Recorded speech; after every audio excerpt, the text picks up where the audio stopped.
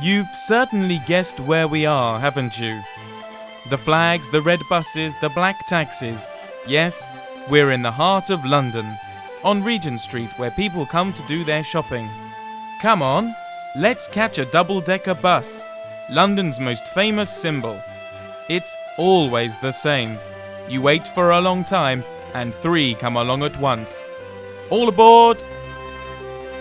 You may get to see more of the town from the bus, its monuments, parks, but also its traffic jams. However, taking the tube is still the quickest way to get around London. Construction dates back to the end of the last century.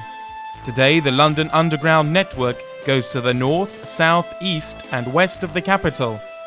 From Charing Cross, you can take the Northern Line.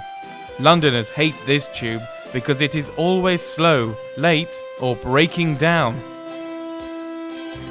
Mind the doors.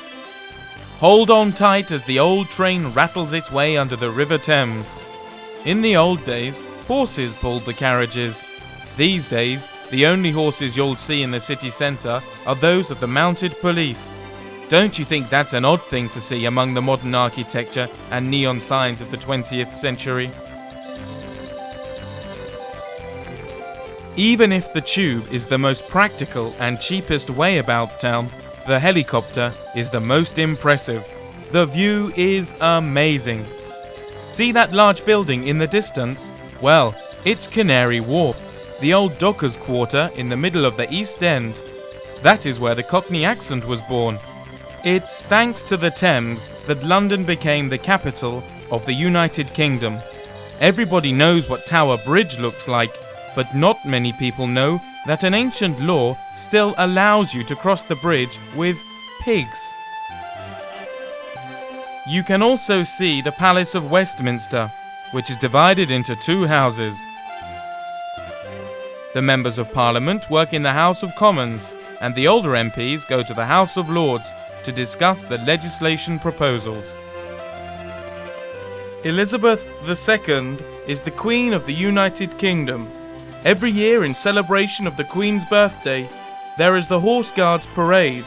In the summer, the Queen also has parties in her garden at Buckingham Palace, to which she invites certain citizens. You can eat cucumber sandwiches and drink tea there. If you're invited one day, mind your English. The language the Queen speaks resembles more Shakespeare's than the English you can hear every day in the streets.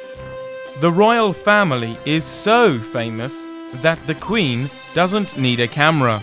She only has to buy the newspapers that publish hundreds of photos of her family every day. Then she goes to Westminster Abbey and explains to her ancestors that the journalists exaggerate a little.